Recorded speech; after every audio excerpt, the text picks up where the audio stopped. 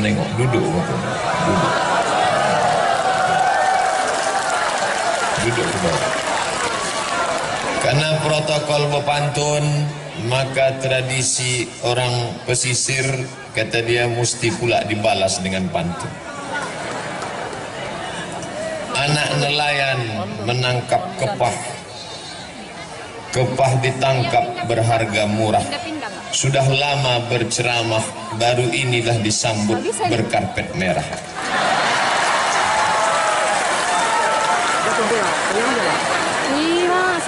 Kepah digulai sangatlah sedap, digulai dengan sambal tomat. Berjumpa dengan Pak Bupati Pangonal Harahap yang lebih ganteng dari Ustadz Somad. Itu pun pantunnya baru dapat tadi. Tadi Pak Bupati menyebut, katanya kisah mengundang saya ini penuh dengan liku-liku. Sebetulnya itu singkatan saja. Kepanjangannya penuh dengan liku-liku, laki-laki yang tak laku-laku karena luka-luka. Saya diundang oleh Bapak Menteri Pemuda dan Olahraga melalui stafnya. Ustadz Somad, kami staf menteri, kapan Ustadz bisa datang ke Jakarta? Saya jawab, saya penuh sampai Desember 2018. 15 bulan lagi saya tak bisa diundang. Kemarin di Yogyakarta, saya diundang di UII, Universitas Islam Indonesia. Lalu datang salah seorang keluarga Pak Jokowi, Presiden. Ustadz, mau kami undang ke Solo, acaranya pembagian 1000 Quran gratis. Nanti Pak Jokowi akan menyerahkan Quran, Ustadz yang ceramah. Saya jawab, insya Allah bisa 2019. Tak bisa. Ketika saya pulang ke rumah, tepatnya jam 5 sore, sampai di rumah badan letih, tak berapa lama terdengarlah suara orang mengetuk pintu.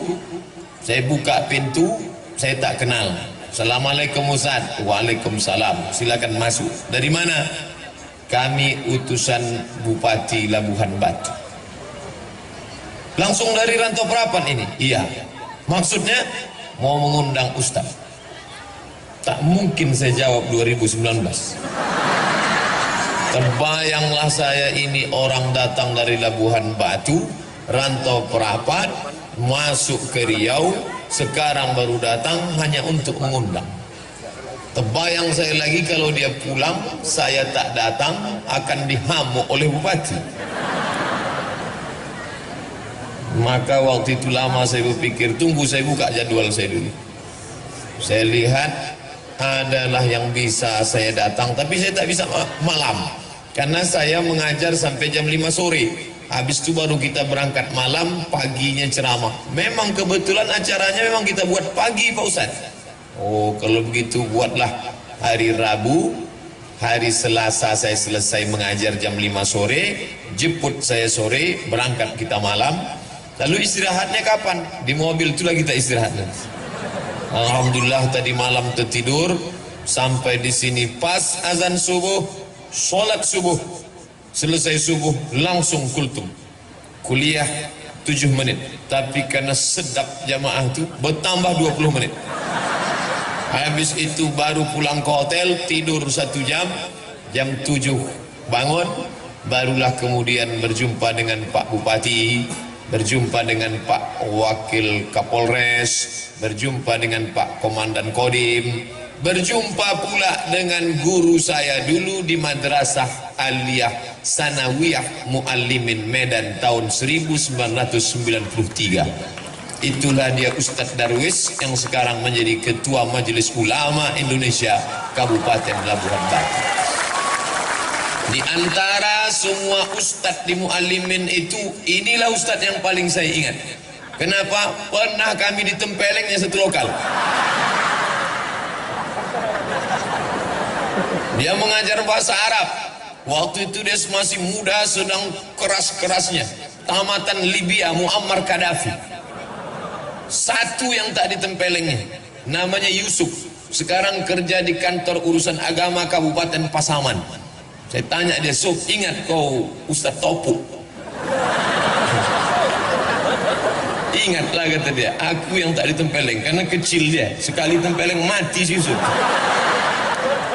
Alhamdulillah hari ini berjumpa balik. Mungkin karena barokah guru itulah kita bisa menjadi orang hari ini. Oleh sebab itu tak sakit hati Ustaz ditempeleng, tidak, tapi ingat ada. Masya Allah, berjumpa semuanya hari ini. Lalu kemudian sambutan Kabupaten Labuhan Batu luar biasa. Belum pernah saya berceramah tentara polisi sebanyak ini.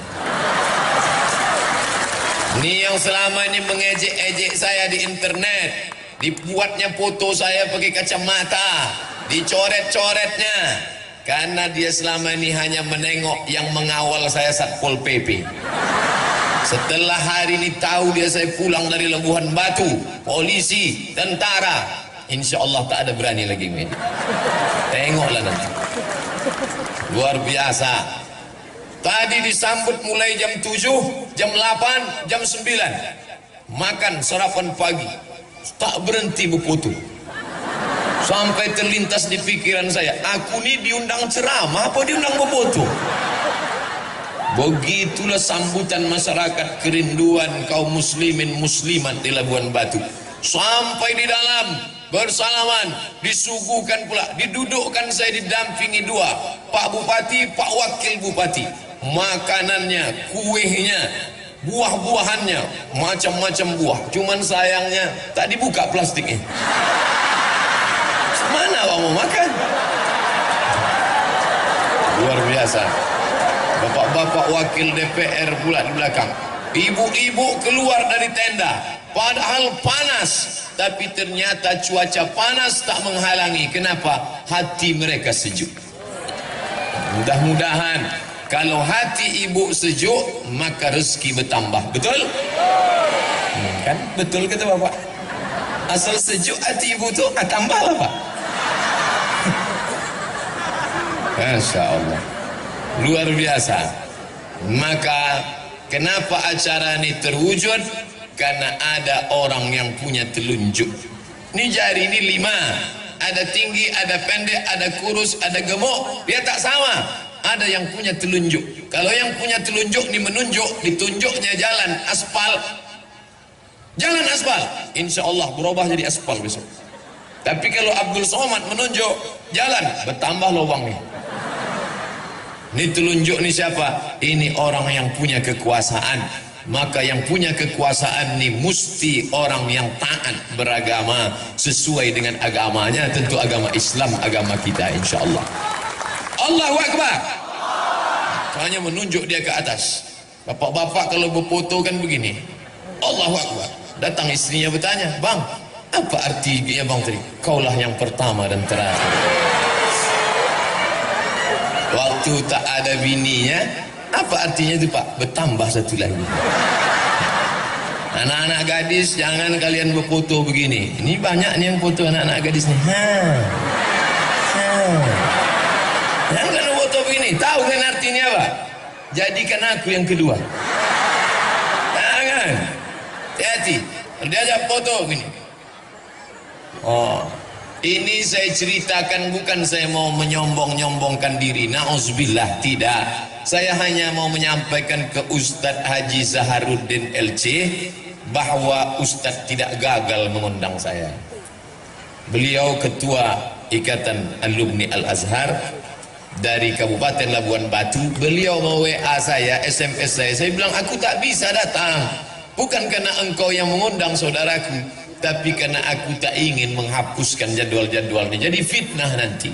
Jangan gara-gara ini rusak hubungan kita sesama Allah, sesama manusia. Tapi rupanya begitulah indahnya. Apa namanya? Ibu-ibu itu mau berfoto, minta izin sebentar. Udah, cukuplah itu ya. Hilang pula bahan awak menengok ke belakang.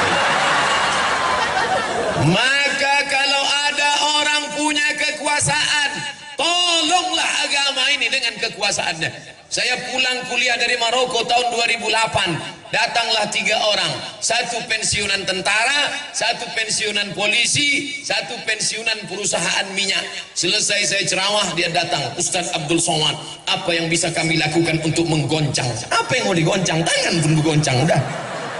Kalau mau menggoncangkan negeri ini, ketika kau masih aktif, ketika ada kekuasaan, tolong agama ini dengan kekuasaan. Allahu Akbar. Tahun 1998 saya dapat beasiswa 100 anak Indonesia lulus berangkat ke Al-Azhar Mesir. Dari yang tes 1000 orang, saya termasuk yang 100 itu dapat beasiswa ke Al-Azhar Mesir, tapi ongkos berangkat tanggung sendiri. 1998 krisis moneter, sebelumnya dolar 2000 meletup menjadi 20.000, duit tak ada. Saya kirimlah proposal ke majelis ulama, ke rumah zakat, badan amil zakat. Akhirnya kakak saya pun dipanggil. Hari ini ikut kakak saya itu dengan mak saya pergi ke masjid untuk ke kantor zakat. Katanya anak kami dikasih zakat mau berangkat, Pak. Ya, berapa? Terima ajalah. Dibuka di rumah 200.000. Mau dikirim ke Mesir 200.000, pakai rakit batang pisang lah. Di mana daerahnya nih? Tak boleh disebut nama daerahnya, menjaga kode etik jurnalistik. Cukup ajalah ambil pelajaran. Tapi di Labuhan Batu, ketika kekuasaan ini dipegang oleh orang yang paham, bukan dikasih 200.000, akan diberangkatkan 5 anak Labuhan Batu ke Kairo. Oleh sebab itu beruntung betuah saya mendengar kata sambutan tadi bahwa ada anak Labuan Batu yang akan dikirim. Sakit hati saya. Awak dulu sekolah mau mati Pak ya, anak Labuan Batu ini enak-enak aja berangkat. Kalau begitu Ustaz Somad ini busuk hati. Bersihkan hati Abdul Somad. Pesan A.A. Gim, jagalah hati, jangan kau nodai, jagalah hati, lentera hidup ini. Dah itu aja lagunya. Maka beruntung betuah kalian anak-anak adik-adikku dari Labuan Batu. Kalian cerdas, kalian akan berangkat. Karena ulama nih kalau tidak dilanjutkan, tuan-tuan guru kita akan pergi meninggalkan kita. Ustadz Zainuddin MZ meninggal, Ustadz UJ meninggal, Habib Munzir Al-Musawa meninggal, Buya Hamka meninggal. Tak ada penggantinya sampai hari ini. Tapi anak-anak Labuan Batu yang akan dikirim ini pulang nanti kemari, mereka nilai akan menjadi ulama di masa akan datang. Allahu Akbar. Maka jangan malu menyekolahkan anak ke pesantren. Ada anak yang pintar, masukkan SMA. Ada anak yang cerdas, masukkan SMK. Mana anak yang paling bandel, goblok, bongak, bohong, pau? Itu yang dimasukkannya ke pesantren. Setelah anak tadi bandel diusir, apa kata dia? Tengok anakku nih, setelah keluar dari pesantren bandelnya minta ampun. Padahal sebelum masuk pun dia sudah hantu. Keluar dari situ hantu syariah. Saya tadi terkejut. Pagi-pagi tadi datang anak muda, rambutnya panjang tapi bahasa Arab. Assalamualaikum, waalaikumsalam. Kaifa haluk? Bi khair walhamdulillah. Mata wasalta fi shalah. Mungkin na'khudh surah, bisa kita ngambil gambar? Saya tanya, ini siapa? Ini orang tamat Jerman. Bisa pula tamat Jerman bahasa Arab. Rupanya 6 tahun di pesantren Gintung di Banten. Artinya apa? Setelah dia tamat pesantren, silakan dia mau kemana? Dia mau berangkat ke Mesir, silakan. Dia mau berangkat ke Makkah, silakan. Dia mau berangkat ke Jerman, silakan. Tapi basic agama sudah ada. Tapi banyak orang tua tak mampu. Maka dibantu dengan program pendidikan agama. Ibu-ibu yang anaknya sudah di pesantren, jangan menengok anak menangis. Ini sengaja pergi ke pesantren bawa tisu. Mau menangis menengok anak. Begitu sampai, kuatkan hatimu, jangan menangis. Tak enak di pesantren ini, diam. Kalau tidak ku tampar ujung kau tu nanti. Begitu, kuatkan dia. Si bapak-bapak mengadu sama saya, Ustadz Somad, ya, aku baru menengok anakku ke pesantren, terus menangis, biniku bengkak matanya Pak Ustadz. Kenapa? Di rumah spring bed tebal, di pesantren tipis, mau nangis. Masuk kami ke dapur Pak Ustadz, di rumah cabai dibelah, bijinya dibuang, digilingkan, kasih gula merah, pedas nak. Sampai di pesantren bukan cuma bijinya, batangnya pun di blender orang tuh Pak Ustadz. Akhirnya saya panggil bini saya itu, Pak Ustadz, kesini. Lebih baik kau menangis sekarang daripada kau menangis 20 tahun lagi karena dia pecandu narkoba. Lebih baik kau menangis sekarang daripada kau menangis nanti karena dia asik naik Honda, naik motor, pergi ke sana, pergi kemari. Tuh, mati. Bonceng sana, bonceng sini, bonceng sana, bonceng sini, masuk angin gembong. Alhamdulillah, setelah dia di pesantren tenang hati saya Pak Ustadz. Maka sejak itu saya nasihati bini saya, berhenti bini saya itu menangis Pak Ustadz. Sekarang tak menangis lagi dia. Selesai masalah, habis itu saya pula menangis Pak Ustadz.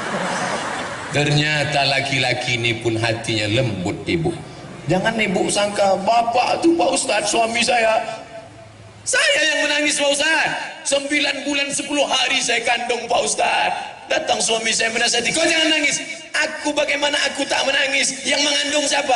Aku. Yang melahirkan siapa? Aku. Yang menyusukan siapa? Aku.